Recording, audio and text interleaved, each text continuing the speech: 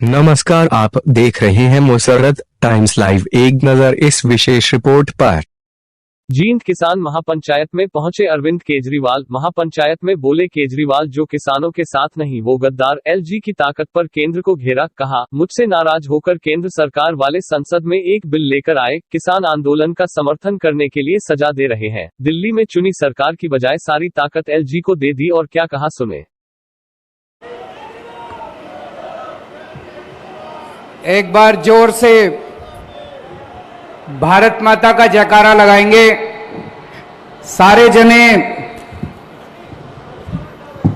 पूरे दिल से, मुट्ठी बंद करके, हाथ ऊपर करके जोर से बोलेंगे, भारत माता की इंकलाब, इंकलाब, वंदे वंदे।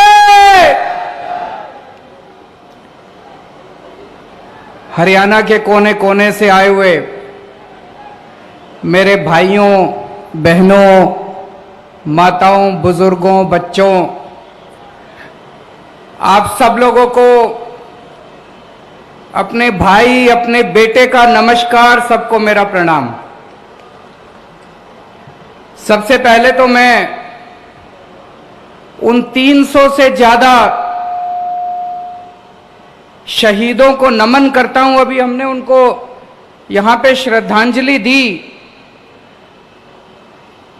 लेकिन पूरे देश की तरफ से उन 300 लोगों की शहादत को नमन करता हूं, जिन्होंने किसानों के लिए संघर्ष करते करते खुशी खुशी अपनी जान गंवा दी। अब हमारी जिम्मेदारी है, पूरे देश की जिम्मेदारी है, आपकी जिम्मेदारी है, मेरी जिम्मेदारी है। उनकी शहादत बेकार नहीं होनी चाहिए। अब अंत तक लड़ना है, लड़ोगे? अंत तक लड़ना है, उनकी शहादत बेकार नहीं होनी चाहिए। अभी पता चला कल रोहतक में इन्होंने किसानों पर लाठीचार्ज कर दिया। यह बड़ी गलत बात है। जिस देश के अंदर किसानों का सम्मान नहीं है, वो देश कभी प्रगति नहीं कर सकता। किसानों का साथ देना चाहिए सरकारों को, कि किसानों के ऊपर लाठीचार्ज करना चाहिए। हम कड़ी निंदा करते हैं इसकी, और आज पूरे हरियाणा में बता रहे हैं किसानों ने चक्का जाम कर रखा है। हम किसानों के इस संघर्ष का समर्थन करते हैं। मैं अभी जब आया, मेरे को भी काफी टाइम लग गया, कई जगह से मेरे को घूम के आना पड़ा, लेकिन मेरे को कोई तकलीफ नहीं है। अभी मेरे को पता चला है कई सारी बसें, कई सारे लोग जो आज यहां सभा में आना चाहते थे,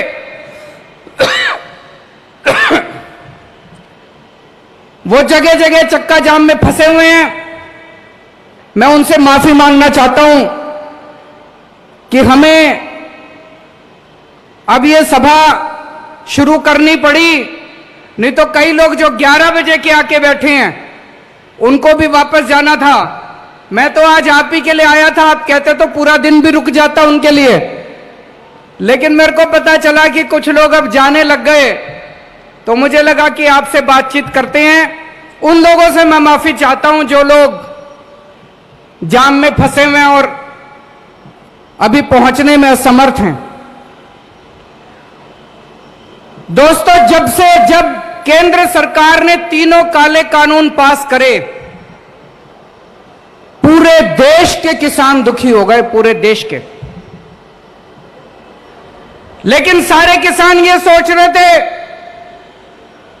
कि कौन आगे बढ़ के संघर्ष करे, कौन आगे बढ़ के इसका बीड़ा उठाए। तब पंजाब और हरियाणा के किसानों ने आगे बढ़ के पूरे देश के किसानों का नेतृत्व किया। अभी थोड़े दिन पहले मैं पंजाब होके आया। पंजाब में भी किसान महापंचायत करी, पंजाब के किसानों का धन्यवाद करके आया। आज मैं हरियाणा में आया हूं, हरियाणा के किसानों का धन्यवाद करने के लिए कि पंजाब और हरियाणा के किसानों ने नेतृत्व करके इस पूरे किसानों के संघर्ष का नेतृत्व किया और देश के सारे किसानों की आवाज बुलंद की आप लोगों ने इन तीनों काले कानूनों के खिलाफ। सारा देश आपके साथ है। ये मीडिया वाले दिखाएं ना दिखाएं, चिंता मत करना। कोई कुछ भी कहे, चिंता मत करना। मैं तो आम आदमी से जुड़ा हुआ हूं। सारा देश आपके साथ है, सारे देश के किसान आपके साथ हैं।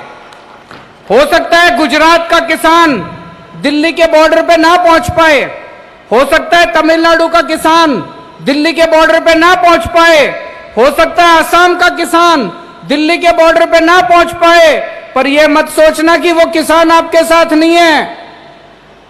रोज सवेरे इस देश का हर किसान दिल्ली के बॉर्डर के ऊपर बैठे हुए किसान के लिए प्रार्थना करता है, दुआ करता है कि हमारे संघर्ष में हमारा ये संघर्ष सफल होना चाहिए। सारे देश का किसान अपने साथ है, सारे देश का किसान आपके साथ है दोस्तों। और जब से यह संघर्ष शुरू हुआ है, पहले दिन से मजबूती के साथ हर कदम से कदम मिला के आम आदमी पार्टी, अरविंद केजरीवाल और मेरी दिल्ली सरकार किसानों का साथ दे रही है। कदम से कदम मिला के हम लोगों ने साथ दिया। मेरे को याद है जब किसानों ने, पंजाब और हरियाणा के किसानों ने दिल्ली की तरफ कूच करा था, दिल्ली बॉर्डर की तरफ आ रहे थे, तो हरियाणा सरकार ने जगह जगह आंसू गैस के गोले छोड़े, जगह जगह बैरियर लगा दिए, उनके ऊपर लाठीचार्ज करा। लेकिन हमारे किसानों की हिम्मत देखो, सरकारों के बुलडोजर पार करते हुए, आंसू गैस के गोले पार करते हुए, इनके लाठीचार्ज पार करते हुए हमारे किसान दिल्ली बॉर्डर के ऊपर पहुंच गए। तब केंद्र में बैठी बीजेपी सरकार ने एक षड्यंत्र रचा। केंद्र सरकार ने षड्यंत्र बनाया, चलो इन किसानों को आने दो दिल्ली।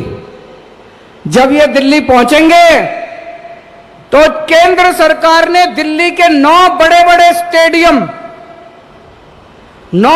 स्टेडियम उन्होंने सोचा इनको जेल बना देते हैं। और जैसे ही ये किसान दिल्ली में पहुंचेंगे, इन सारे किसानों को उठा के स्टेडियम में बंद कर देंगे, फिर बैठे रहना वहीं स्टेडियम में बैठ के करते रहना अपना संघर्ष। ये केंद्र सरकार ने षड्यंत्र रचा। पर भाई साहब अपनी किस्मत अच्छी थी, कानून में लिखा था कि स्टेडियम को जेल बनाने की पावर दिल्ली के मुख्यमंत्री की है।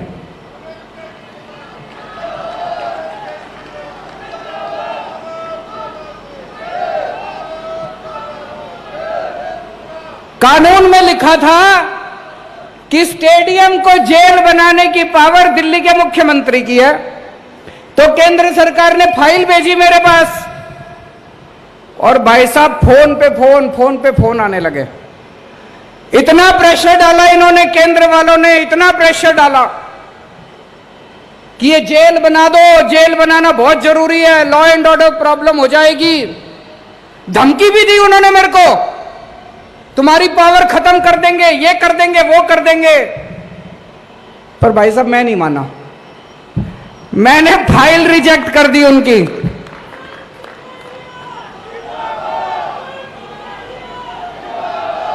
मैंने फाइल पे लिख दिया कि किसानों का आंदोलन सही है, किसानों की मांगे जायज हैं, किसानों की मांगे तुरंत मानी जाएं, और दिल्ली पुलिस का यह प्रस्ताव कि दिल्ली के स्टेडियम जेल बनाए जाएं, यह प्रस्ताव खारिज किया जाता है। और मैंने फाइल उनकी वापस भेज दी। भाई साहब इतना नाराज हुए, ये इतना नाराज हुए, मेरे से इतना गुस्सा हुए, आग बबूला हो गए केंद्र सरकार बीजेपी वाले। फिर मैंने अपने सारे विधायकों को बोला, अपने सारे सांसदों को, कि बॉर्डर पे जाओ, किसान बैठे हैं, उनकी जाके सेवा करो। आम आदमी की तरह जाना, टोपी पहन के मत जाना, झंडा लेके मत जाना, केजरीवाल का नाम मत लेना, आम आदमी पार्टी का नाम मत लेना, अपने को राजनीति नहीं करनी। बॉर्डर पे जाओ, किसानों की सेवा करो। हमने लंगर लगवाए, दिल्ली सरकार की तरफ से पानी का इंतजाम करा, टॉयलेट का इंतजाम करा। एक दिन कुछ किसान भाई आए मेरे पास, बोले जी वहां पे सिग्नल कमजोर है, घर पे बात नहीं हो पाती, गांव में बात नहीं हो पाती। हमने सरकार की तरफ से वहां पे वाईफाई का भी, फ्री वाईफाई का इंतजाम कर दिया वहां पे बॉर्डर के ऊपर। जो हम कर सकते थे हमारे हाथ में था, सब कुछ करा जी। और जिस दिन राकेश टिकैत भाई साहब के साथ वो हादसा हुआ, जिस दिन राकेश टिकैत 28 तारीख थी मेरे ख्याल से, 28 या 29 जनवरी की शाम थी, मैंने टीवी खोला, मैंने देखा राकेश टिकैत भाई साहब, उनकी आंखों में आंसू है, वो टीवी पे रो रहे थे। मेरे से रहा नहीं गया। पहले संजय सिंह जी को मैंने कहा, संजय सिंह ने उनको फोन करा, फिर मैंने राकेश टिकैत जी को फोन करा, मेरी उनसे फोन पे सीधी बात हुई। मैंने राकेश टिकैत जी को कहा, मैंने कहा भाई साहब आप दिल कमजोर करोगे तो फिर कुछ नहीं बचेगा। आप अपना दिल ठाडा करो, आप अपना दिल कमजोर मत करो, हम सारे आपके साथ हैं, सारा देश आपके साथ है, बताओ आपको क्या चाहिए। बोले जी ये योगी सरकार ने हमारी बिजली बंद कर दी, योगी सरकार ने हमारा पानी बंद कर दिया, योगी सरकार ने हमारे टॉयलेट बंद कर दिए। मैंने कहा चिंता मत करो, 1 घंटा दो, 1 घंटे के अंदर आपके लिए मैं भिजवाता हूं दिल्ली से।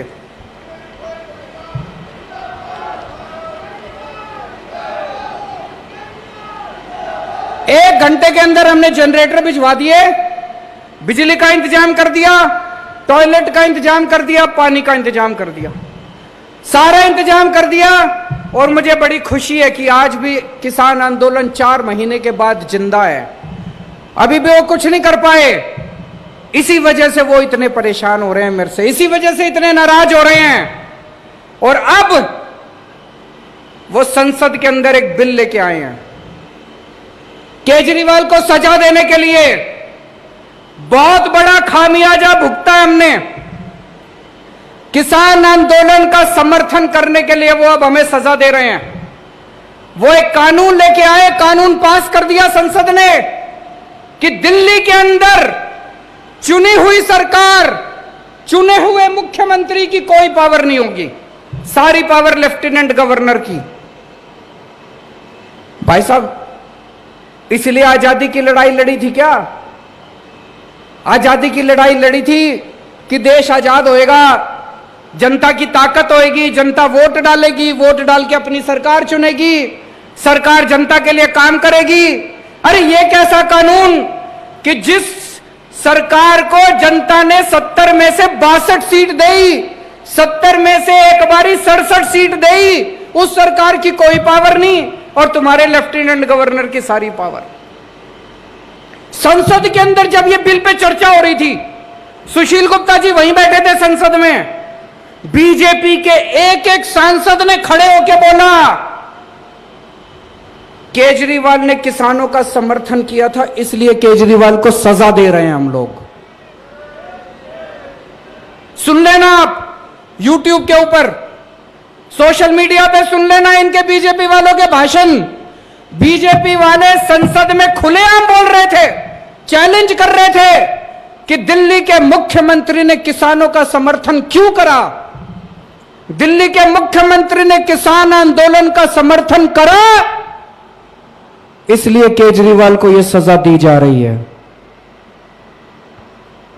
मैं उनको कहना चाहता हूं, हमारे 300 किसान भाइयों ने शहादत दे दी, अपनी जान दे दी। इस किसान आंदोलन के लिए अगर केजरीवाल की जान भी चली जाए,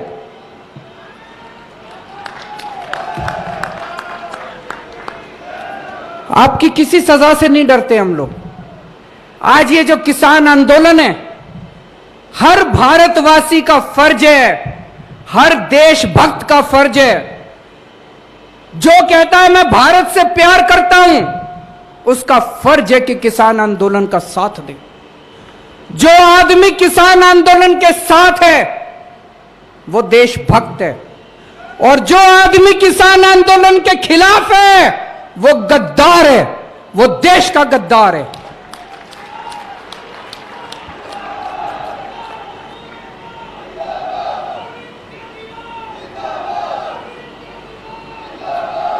इस किसान आंदोलन को सफल बनाने के लिए केजरीवाल को जो भी कुर्बानी देनी पड़ेगी, आज मैं इस मंच से आप लोगों को कहना चाहता हूं, मैं हर कुर्बानी देने के लिए तैयार हूं।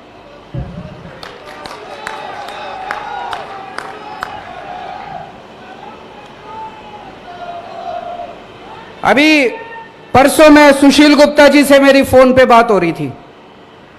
इन्होंने बताया जी गांव गांव में जा रहे हैं इसकी तैयारी, आज इस महापंचायत की तैयारी करने के लिए।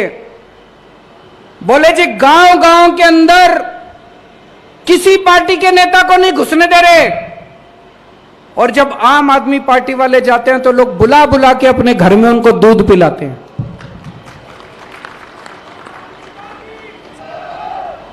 जिन गांव के अंदर दूसरी पार्टी के नेताओं का घुसना मना है, जिन इलाकों के अंदर दूसरी पार्टी के नेताओं को दौड़ा दौड़ा के भगाया जा रहा है, वहां पे आज आम आदमी पार्टी के कार्यकर्ता को इज्जत बख्शी जा रही है।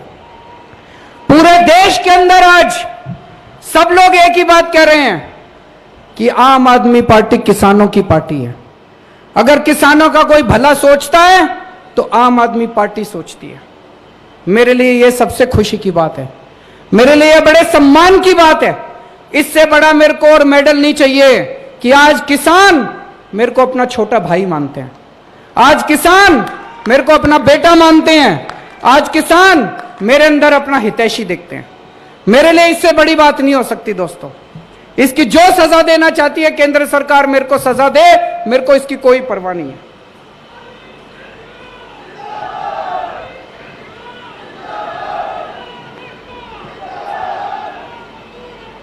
हम लोग राजनीति में आए थे जनता की सेवा करने के लिए, हम लोग राजनीति में आए हैं देश की सेवा करने के लिए। 6 साल हो गए दिल्ली में सरकार चलाते हुए। 6 साल में आप लोग भी जानते हो कि खूब काम किए हैं दिल्ली के अंदर। स्कूल बनवाए हैं, अस्पताल बनवाए हैं, दिल्ली में बिजली मुफ्त हो रही है, पानी मुफ्त हो रहा है, महिलाओं की बसों का में किराया नहीं लगता। औरत अगर महिला बस में सफर करे उसका किराया नहीं लगता। खूब सड़कें बन रही हैं, खूब विकास हो रहा है दिल्ली के अंदर। आप तो जाते रहते हो दिल्ली, आपको पता होगा। और इन 6 साल में जब हम लोग दिल्ली का विकास कर रहे थे, बीजेपी वाले हर 6-7 महीने में कुछ ना कुछ अड़ंगा अड़ा के हमारी शक्तियां छीनते रहते हैं, शक्तियां छीनते रहते हैं। मैं बीजेपी वालों को कहना चाहता हूं, तुम्हारे पास तो खूब शक्तियां हो गई। अब बीजेपी तो इस देश की सबसे शक्तिशाली पार्टी है। केंद्र में भी उनकी सरकार, कितने सारे राज्यों में भी उनकी सरकार। इतनी सारी शक्तियां होने के बावजूद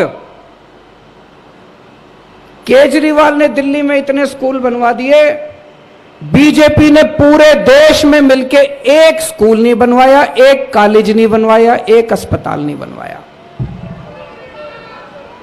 बता दो जी, बनवाया हो तो? आप इतने जने आ रहे हो पूरे हरियाणा के कोने कोने से, आपके जिले में, आपके गांव में, आपके मोहल्ले में कोई स्कूल बनवाया हो? इन्होंने बंद जरूर करा दिए, कई स्कूल बंद करा दिए इन्होंने। गलत तो नहीं कह रहा भाई साहब? एक स्कूल नहीं बना। इतनी शक्तियां इनके पास, अपार शक्तियां, अपार साधन इनके पास, इतनी शक्तियां, इतनी सारी शक्तियां इन्होंने मेरी भी छीन ली। फिर भी इनसे एक स्कूल नहीं बना, एक अस्पताल नहीं बना, एक कॉलेज नहीं बना। मैं इनको कहना चाहता हूं, बीजेपी वालों को, स्कूल और अस्पताल बनाने के लिए, जनता की सेवा करने के लिए शक्तियों की जरूरत नहीं होती, नीयत की जरूरत होती है।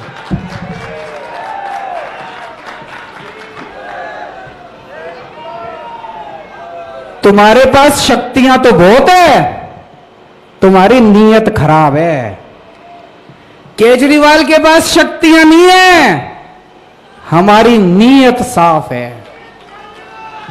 तुम हमारी जितनी मर्जी शक्तियां छीन लो, ये दिल्ली के अंदर स्कूल बने थे और बनते रहेंगे, दिल्ली के अंदर अस्पताल बने थे और बनते रहेंगे।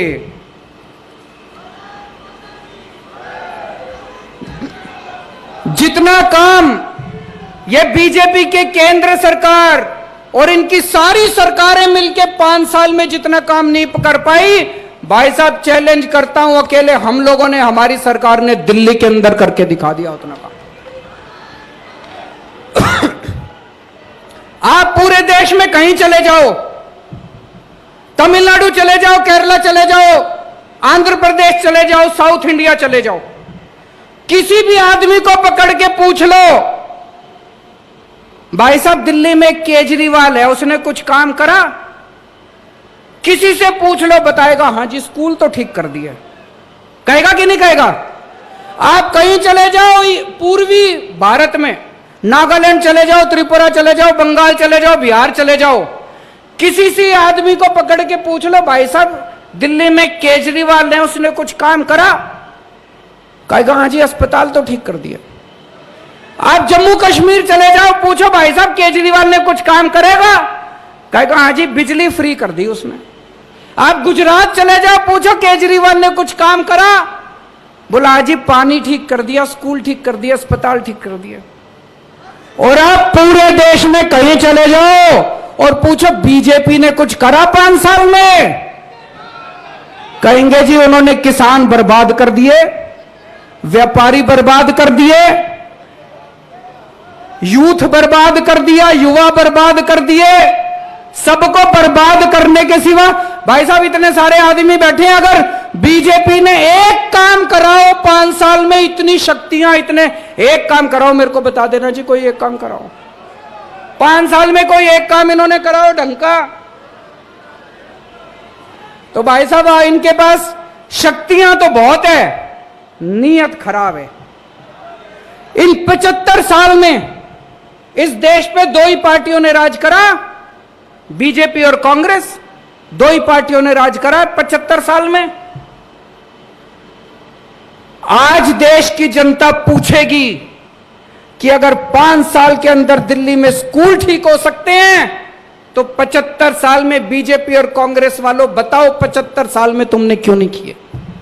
आज देश की जनता पूछेगी कि अगर 5 साल के अंदर दिल्ली में बिजली 24 घंटे हो सकती है, फ्री मिल सकती है बिजली। भाई साहब दिल्ली में हर आदमी की बिजली फ्री कर दी, 24 घंटे कर दी। दिल्ली में अगर बिजली फ्री हो सकती है, 24 घंटे हो सकती है, तो बीजेपी वालों, कांग्रेस वालों बताओ तुमने 75 साल में क्यों नहीं करी? दिल्ली की जनता पूछेगी, इनसे सवाल पूछेगी, इनको जवाब देने पड़ेंगे। और ये सारे जने मिलके, ये सारे पार्टी वाले मिलके मेरे पीछे क्यों पड़े हैं? ये सारे जने मिलके मेरे पीछे इसलिए पड़े हैं, ये कहते हैं केजरीवाल भी हमारे जैसा हो जाए। इन्होंने 75 साल में सारे नेताओं ने, सारी पार्टी वालों ने मिलके केवल अपने घर भरे हैं, अपने घर भरने के सिवा कुछ नहीं करा। अगर मैं भी आज सत्ता में आने के बाद बदल जाता, आज भी आपके सामने वही केजरीवाल खड़ा है जो 10 साल पहले केजरीवाल था। इतना सा भी नहीं बदला मैं, उतनी ईमानदारी के साथ काम कर रहे हैं जो पहले काम करते थे। ये सारी पार्टियां चाहती है केजरीवाल भी हमारे जैसा हो जाए। ये चाहती है मैं भी अपना घर भी भरूं, थोड़ा मैं कमाऊं, थोड़ा इनको कमा के दूं, तो ये मेरी शक्तियां नहीं छीनते, तो ये मेरे खिलाफ नहीं होते। आज ये सारे मेरे खिलाफ इसलिए हैं क्योंकि मैं इनके जैसा नहीं बना। आज भी मैं देश की सेवा कर रहा हूं, जनता की सेवा कर रहा हूं।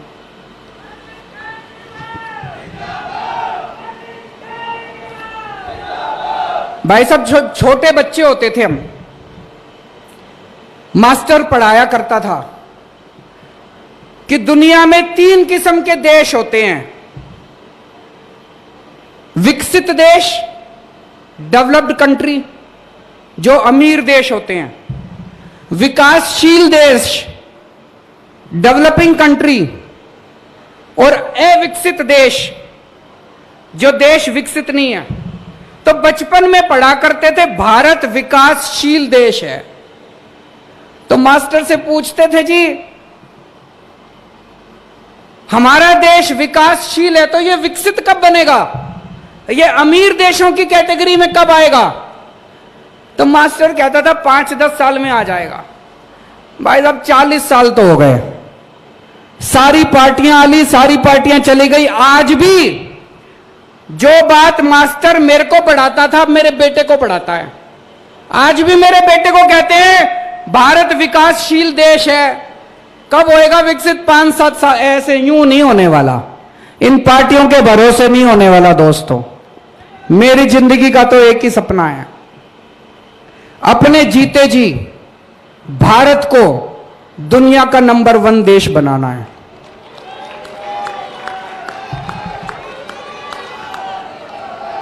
दिल्ली बदल के दिखा दी 5 साल में। 5 साल पहले दिल्ली का बुरा हाल था, आज दिल्ली की जनता इतनी खुश है और इतना प्यार करती है। पिछली बार 67 सीट दी थी, इस बार 62 सीट दी है। दिल्ली बदल के दिखाई है।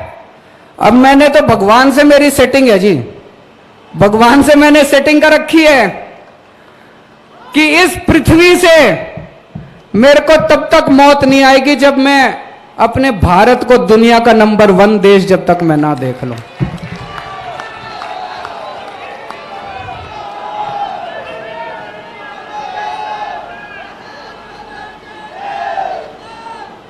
और यहां जितने किसान भाई आए हैं, उन सारे किसान भाइयों को मैं कहना चाहता हूं, ठाडे रहना,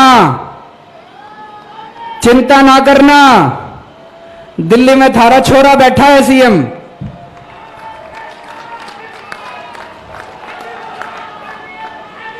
अंत तक चाहे कोई कीमत चुकानी पड़े, अंत तक किसान आंदोलन का साथ देंगे। और दोस्तों, मेरा दिल कहता है समय लग जाए, लेकिन किसानों की मांगों के सामने, किसान आंदोलन के सामने बीजेपी को झुकना पड़ेगा, केंद्र सरकार को झुकना पड़ेगा, इनका गरूर खत्म होगा। भारत माता की